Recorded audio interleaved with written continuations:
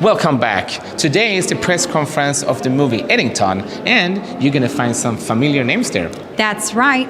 You're going to see Joaquin Phoenix, Pedro Pascal, Emma Stone, Austin Butler, and of course this unique film is directed by Aster. So enjoy the press conference. Mesdames et messieurs, Aster et toute l'équipe de Eddington.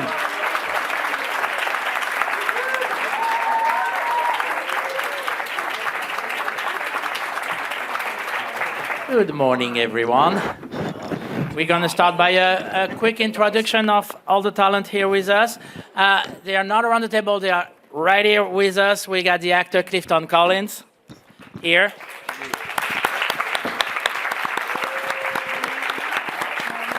We got Matt Gomez-Itaka. Amelie Offaly. Got the producer Lars Knudsen. And the master of DP Darius Konji.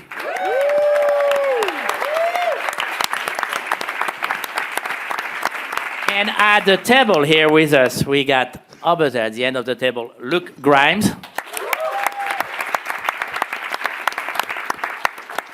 Austin Butler. Emma Stone.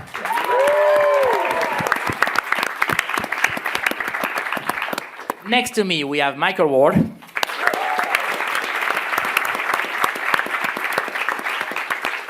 Pedro Pascal.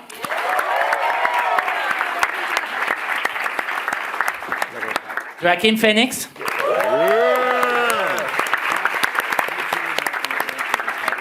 And Monsieur le réalisateur Ari Aster.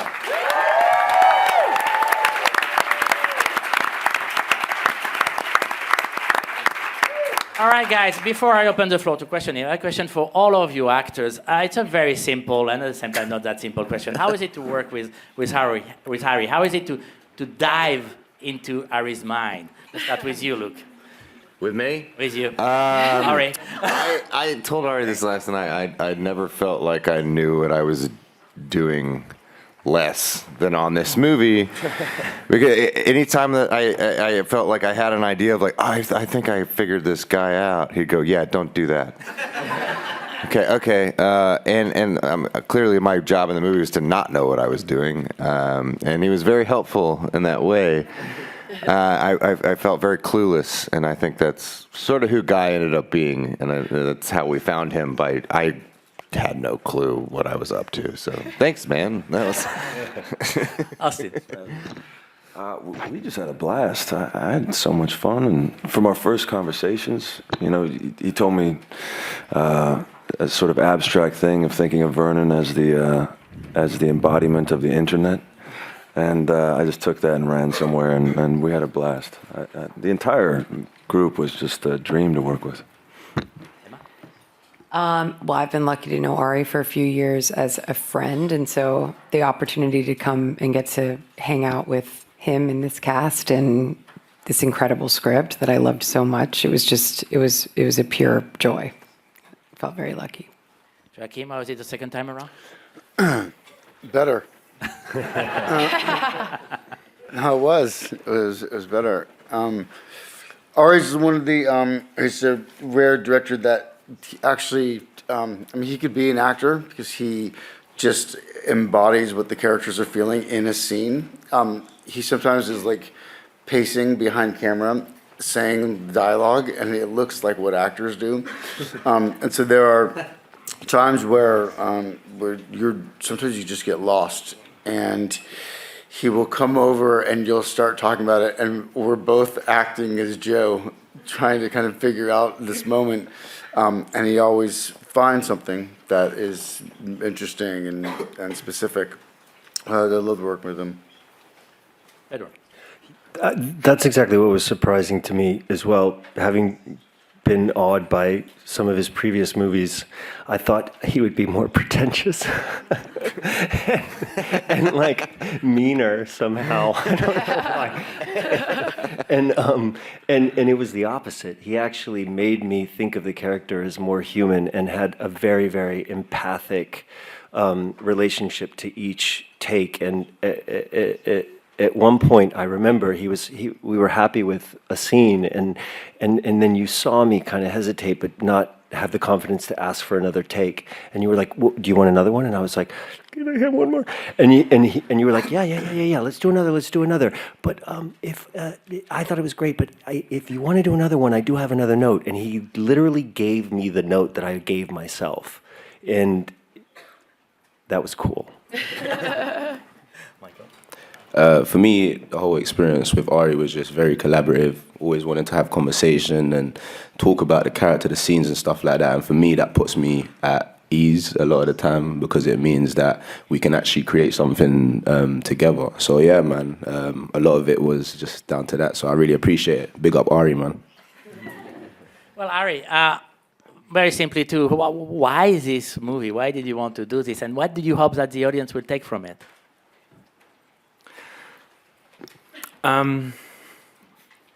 Why this movie? I wrote this film in a state of fear and anxiety about the world, and I wanted to try to pull back and describe, show what it feels like to live in a world where nobody can agree on what is real anymore. And yeah, I feel like over the last 20 years, we've fallen into this age of hyper individualism. And I think we've that social force that used to be kind of central in liberal mass democracies, which is an agreed upon version of the world, that is gone now, and COVID felt like the moment where that link was finally cut for good. I wanted to make a film about just what America feels like to me, and what it felt like to me at that time, and it felt bad. I think it felt bad to everybody, but it feels bad, and I'm very worried. And what do I hope people take away? I don't know. I think we need to re-engage with each other, and that's, I think, central for me. Yeah. Got you there. I think we have a question. Rodrigo, is there?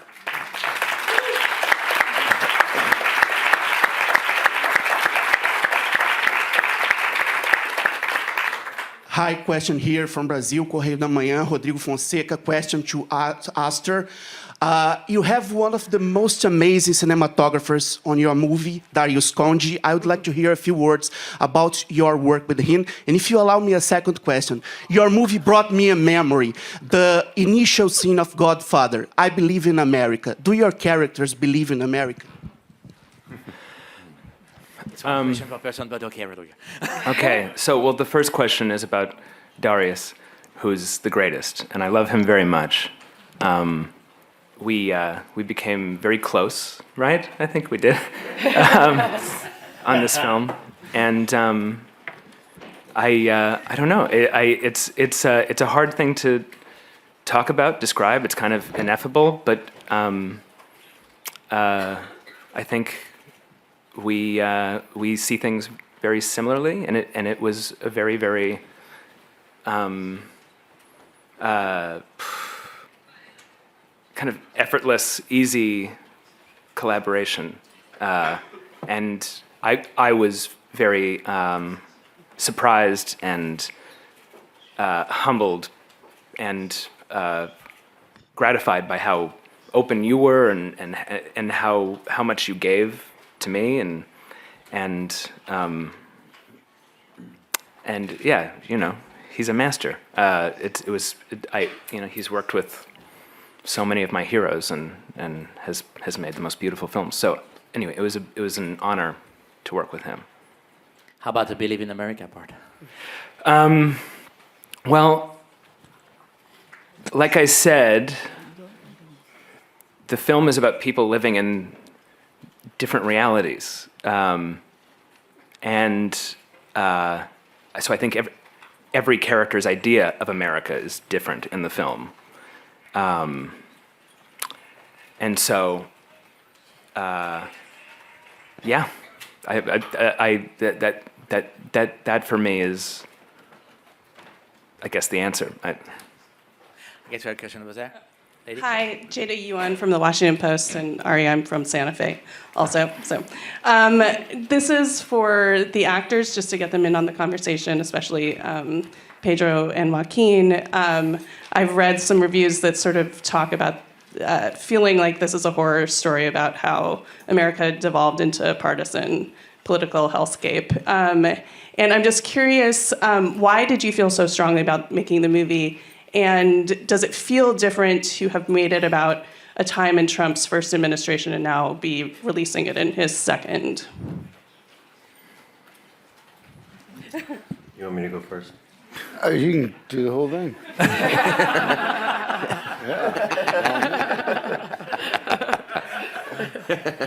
Joaquin and I feel.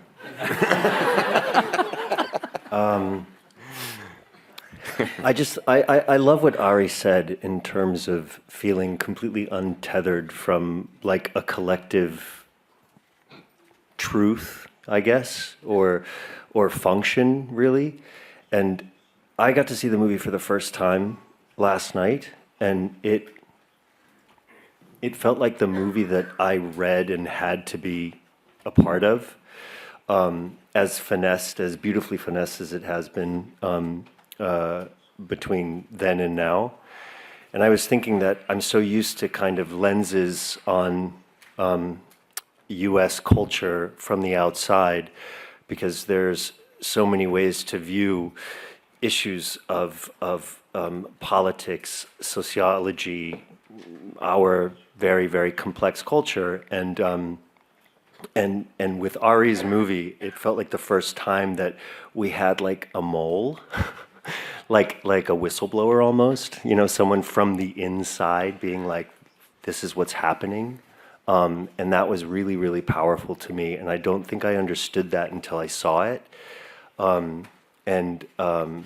When I read it, I just knew that it was all kind of courage and speaking of a world that no longer has a sense of common truth. It felt like so truthful to me in every perspective, all of its nuances and all of its big ideas.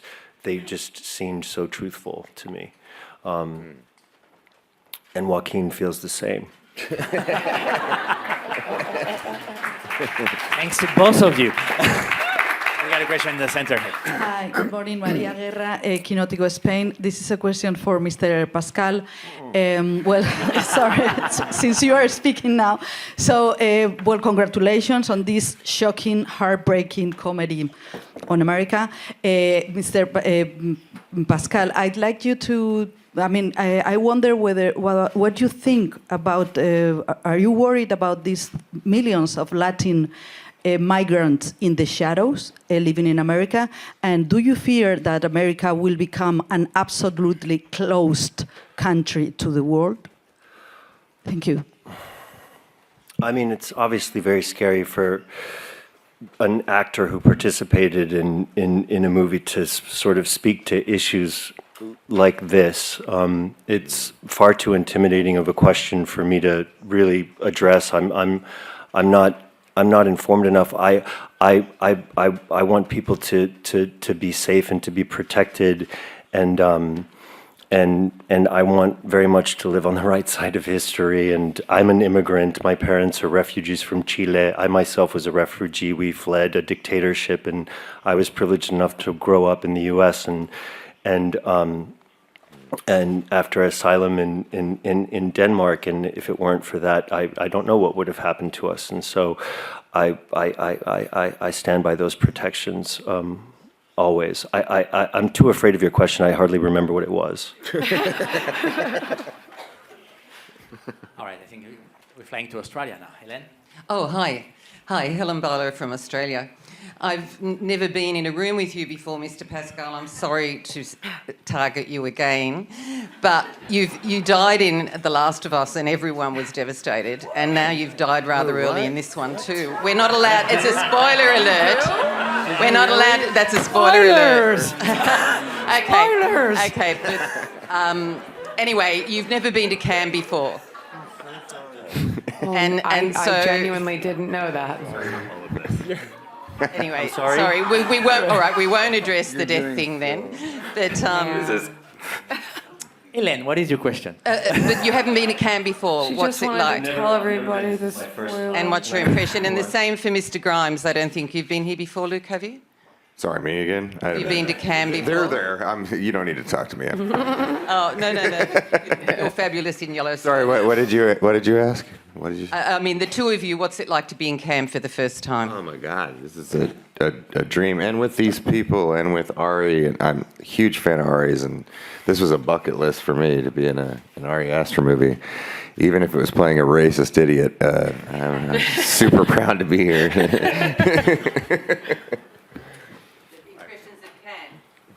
It's incredible to be here, and particularly incredible to be here with this cast and with this filmmaker and with this crew and with these producers and everything. It's a dream. All right. Gentleman in white? Good day. My name is Aras Kiribayev, a film critic from Kazakhstan, representing 98 Magazine and Freedom Media. My question goes to Emily Stone, and actually, before asking the question, I would like to thank you for quite literally changing my life. Just a year ago, we were at the very same press room where I addressed you by your real name, Emily. Yes. Yeah. And the video It's very good to see you. So likewise. And the video of this and your kind and warm response, honestly, it went viral on the Western media and obviously in my country, Kazakhstan. And it has skyrocketed my career immediately. It has changed my personal life immediately. And now Just for saying Emily? Yeah, literally for saying one word. Yeah. Wow. And now I can be once again here in much better conditions. One of the two film critics from Kazakhstan, again talking to you. This is a great pleasure, and just for you to know, I'm eternally grateful. And everybody in Kazakhstan, a lot of people now refer to you as Emily Stone. Yes, I do have a question. I'm sorry for this. Yeah. About Eddington, while working on this movie, you have a magnificent multidimensional character in it, and I was so curious what drew you to play this character, and what was the crafting process when you were working on the character of Louise? Thank you. Thanks. Thank you so much. That was incredibly sweet, and I'm so happy that a name could do that. It was when Ari sent me the script. I think he's one of the greatest writers that we have, filmmakers as well, but just getting to read his writing is an incredible experience. And so he and I sat and actually talked about Louise, about the character for quite a while, and sort of arrived at the word ghost, because she is a bit of a ghost in her own life at that point. There's so much that she's been through. There's clearly trauma, even though it's not completely spelled out. There's a lot that she's obviously bringing to it.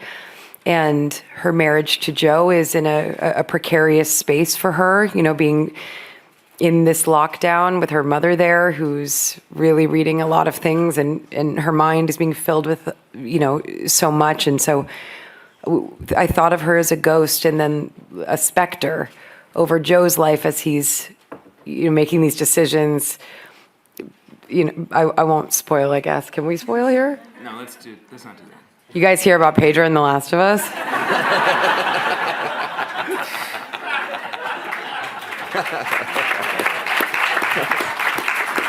Man. Still got it. But it was a really interesting challenge, and something I had never really gotten to access before. And then, you know, to be there with Ari and with Joaquin and Austin and everybody, it was a really kind of beautiful and heartbreaking character to find. All right, we got a question, I think, over there. You. Yep. Rebecca Olsen from OnePress TV, Sweden. And I've got a question for Joaquin Phoenix. What was it like playing a character in a satirical film set during COVID-19, and how did it resonate with your own personal experience? What was the first part? Oh, sorry. What was it like playing a character in a satirical film set during COVID-19, and how did it resonate with your personal experience? I think my personal experience felt very different than Joe's experience, for sure. What if it didn't? But yeah, it was great to make this film and with Ari, and about someone who desperately is seeking validation and connection, and during a time in which we were all in lockdown and we were physically separated from each other, and so we sought connection through our online presence, and it just exacerbated the problem. And so we see this guy who I think is really, for me, I have a lot of love for the character. I have a feeling of warmth for him. And to see him kind of spiral out throughout the course of the film was it's just an interesting character for me to play, I thought. All right, Madame. Bonjour. Hello, Florencia Angeles from W Radio in Colombia, Mexico. Question for Pedro, Joaquin, and Emma. We leave everybody the fake news and the lockdown and the lockdown. Sorry, and I would like to know if there any personal experience during this period for you, personal period for you, and that you brought to mind to prepare your character in this movie. Thank you so much. Who wants to start? I'll start. Yeah, I was afraid to go back, really. I was isolated and in relationship to my algorithm, and feeling, I think, very similarly to Ari, at least after I read his script. I felt like I really I felt like he wrote something that were all of my worst fears, and realized as far as what that lockdown experience was, and what it promised to kind of deliver, in all of its sort of like fracturing of an already fractured society, but still kind of like what Ari had said, was that this building towards an untethered sense of reality, and then finally going into a chapter that becomes a point of no return, in a way, like there's no going back. I definitely was overwhelmed by that fear, and it's lovely to have it confirmed by Ari. You were right. Anybody else on that? I mean, I think that was beautifully said, and I feel the same way. The only additional thing that scared me a little bit in the algorithm system was looking into some of the things that are, in this film that hadn't been in my algorithm, unfortunately added them to my algorithm, because once you start Googling it, you start seeing more and more things that really, so it's a real rabbit hole very quickly. So unfortunately, I'm still getting fed some crazy shit from here, but yeah. I'm good. Harry, since we are on this, during the lockdown, probably a lot of people here watched a lot of movie at home, and the only movie that you make reference to is Young Lincoln when they're watching at the end. Is it the most satirical point that you wanted to make? This is America, and this is America. Is that what that means? The reference to Young Mr. Lincoln? Well, I love that movie, and it's like a very idyllic portrait of I guess like, or kind of, it's a very idyllic dream of America, and I think this film is, in many ways, about the dream versus the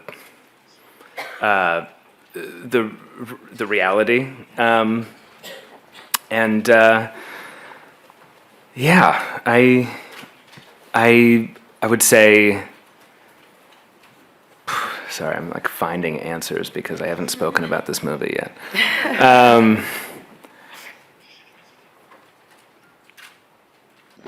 Yeah, and you know what? One thing that was really on my mind was history, American history, and the way that I think we're all haunted by that, and the way that we use history to kind of shore up what our personal beliefs are.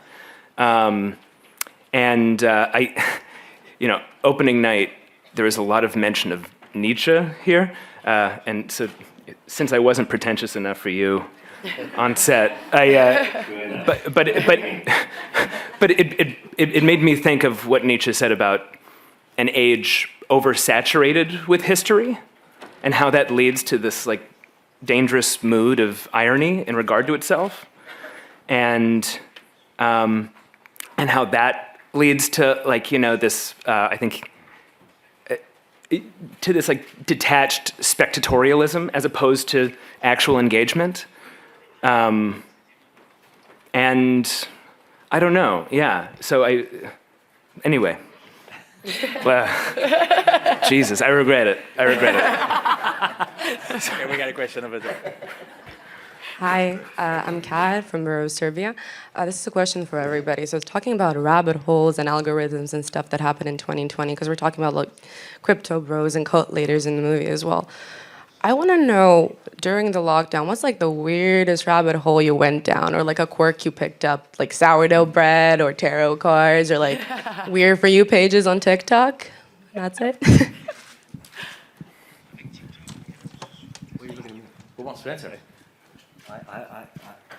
Pedro? I started to watch. The only thing I could watch, I remember, for a period, because to protect myself, I guess, from the algorithm, for some reason, I started to watch everything that Lara Flynn Boyle was in. I started, and so then there were like several seasons of like David E. Kelly's The Practice. And it was all on Hulu, and I just watched that. And reality shows about like airports. I think there was like old A&E, like people just losing their shit at the airport, or trying to like move their house in boxes, but using Southwest Airlines instead of a shipping company and stuff like that. I was educating myself. Austin, how is your sourdough bread?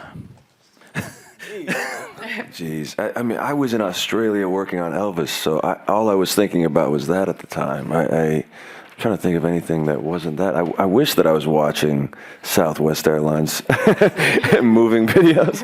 Yeah, anybody else? Okay. We go to the next one then. We are over there. Here, hi. I'm Thomas for French Canadian TV, TVA Nouvelle. I would like to ask you, Harry, and maybe the rest of the group, how do you see the future of America? Do you think that there is nothing left, that civil war waiting for America? Okay. I don't speak English.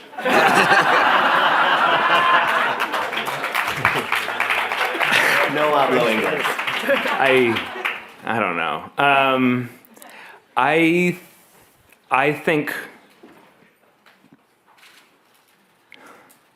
think we're on a dangerous road, and I feel like we're living through an experiment that is going. It's gone wrong. It's not going well, and it feels like there's no way out of it. But that's also because the power, that's, and by the way, the what I said about, what mass liberal democracies have always had, right? Which is we all have had this fundamental agreement about what is real, like we might disagree, but we're all agreeing about what we're arguing about, that's over. But by the way, like that system was also coming from power, and that so it's not as though suddenly there's like this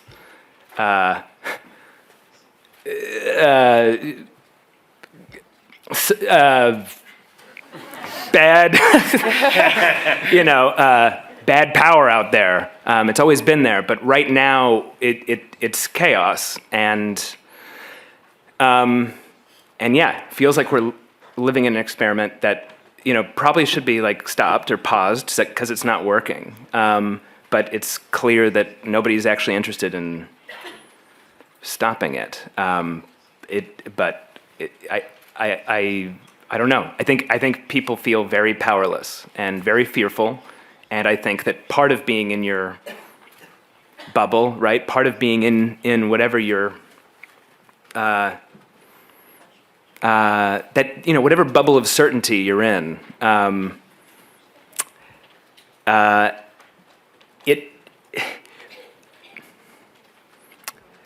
what the film is about for me is about what happens when people who are so isolated and are living in their own realities, what happens when they come into conflict with each other, and how, when they start bumping up against each other, a new logic is created. And out of that, people start amplifying each other's fears and paranoias, and that's dangerous.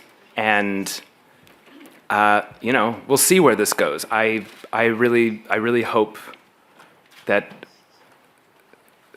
that it's curbed. All right, good question.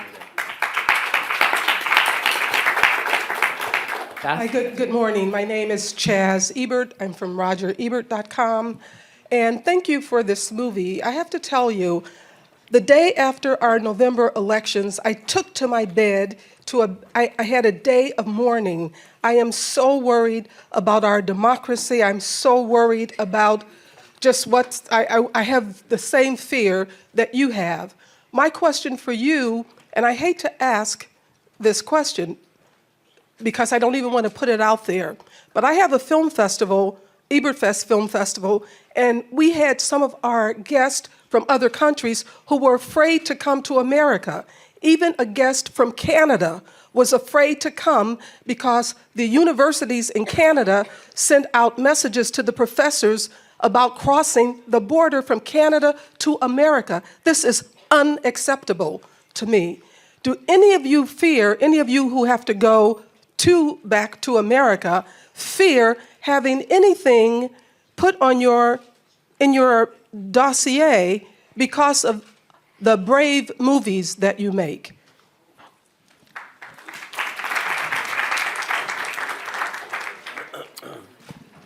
Who wants to take this one? I think fear is the way that they win, for one. And so keep telling the stories and keep expressing yourself and keep fighting to be who you are. And I don't know, fuck the people that try to make you scared, and fight back. And this is a perfect way to do so in telling stories and don't let them win. Don't let them win. Michael, you seem to be sharing his opinion. Yeah, I'm just agreeing with Pedro. I like the conviction in his voice, and yeah, man, I believe in what he's saying. So, yeah. The truth is, I'm scared of everything, all the time. So yeah, I mean, the tongue is sort of in the cheek in that answer, but it's also, it's also true. All right, over there. Good morning, Corrado Monina for Cinematography and il blog di Corrado Monina. I have one question for Emma Stone and one question for Ari Aster. First for Emma Stone. Normally, but hey. Please. First for Emma Stone, as an actress, you're following a path of great artistic depth, working on films with strong author voices. What was it like collaborating with Ari Aster in that sense? And for Ari Aster, how much are you inspired by a director like Fellini, not only for his immense creative freedom, but also for the way he broke free from classical narrative structures? Thank you. It was amazing to work with Ari. I think that as an actor, there's, or at least I believe, maybe just for me specifically, there's only a limited amount of time, in your ability to really make choices, creative choices of what who you'd like to work. Not that I would get to work with anybody that I would think of. They'd have to want that too. But if you have the opportunity to work with a filmmaker that you deeply admire and respect and feel challenged by, and whose stories have affected you, if you have that opportunity and you're allowed to make that choice, you have the great good fortune of that limited time to make that choice, then I can't imagine not making a choice like that. And so Ari, I've admired for so long, and getting the opportunity to do that with him was a real honor and a gift. Yeah. Ari, Fellini? Well, I love Fellini. I was actually thinking about Fellini a lot on my last film, but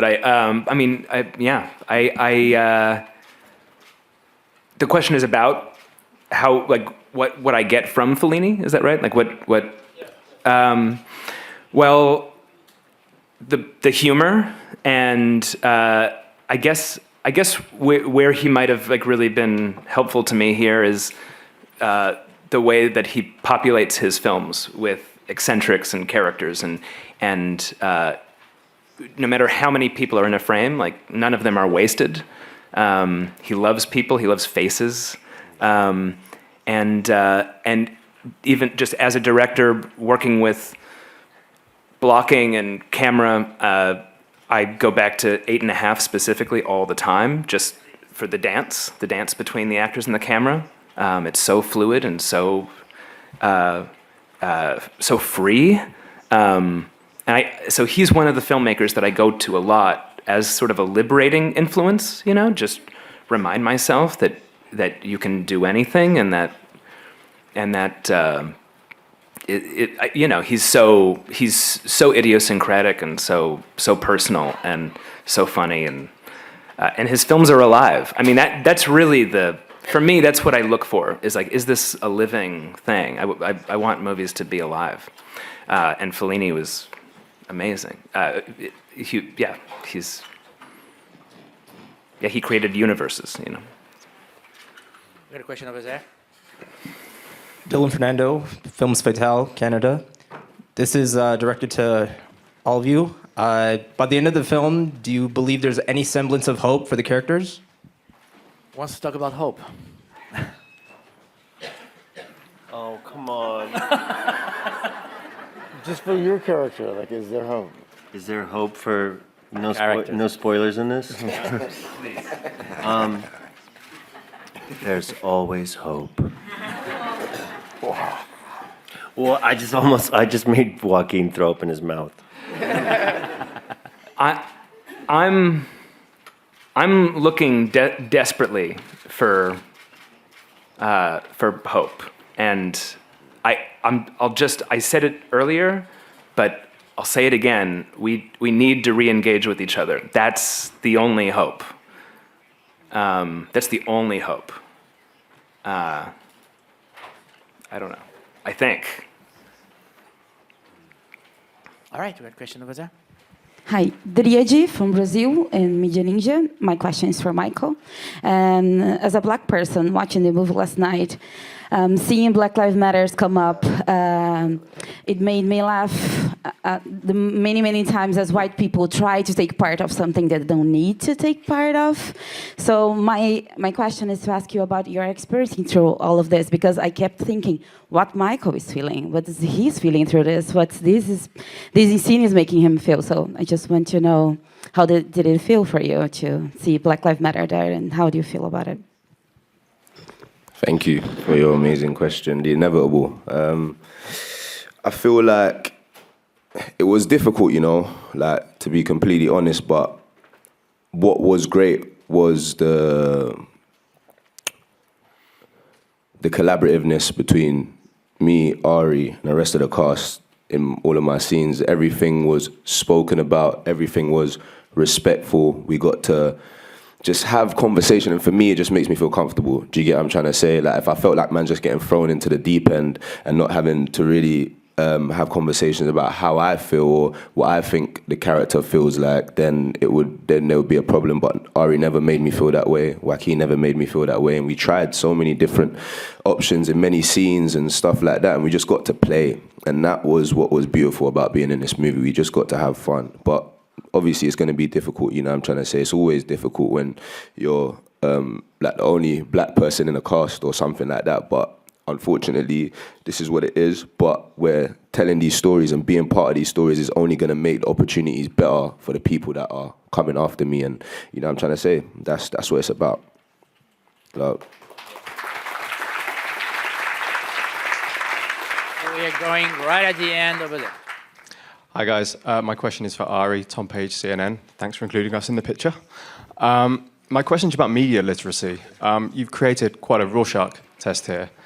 I'm already seeing that it's proving pretty divisive along political lines online. And some of the worst people on the internet are saying, not only does this film speak to them, it speaks for them. And I would love for you to maybe clear that up a little. Well, I very deliberately have been avoiding whatever the discourse is about the film, so I don't even know what you're talking about. And I don't know. I mean, I wanted to paint a picture of the society that we're now living in, and I didn't want to, attach myself to one ideology or one story or one belief system because it's too narrow. That's not the point, And so, the film is designed to be ambiguous in certain ways. And it's really, it's less about, it's a movie about the environment that we're living in. Like, that's what this thing is.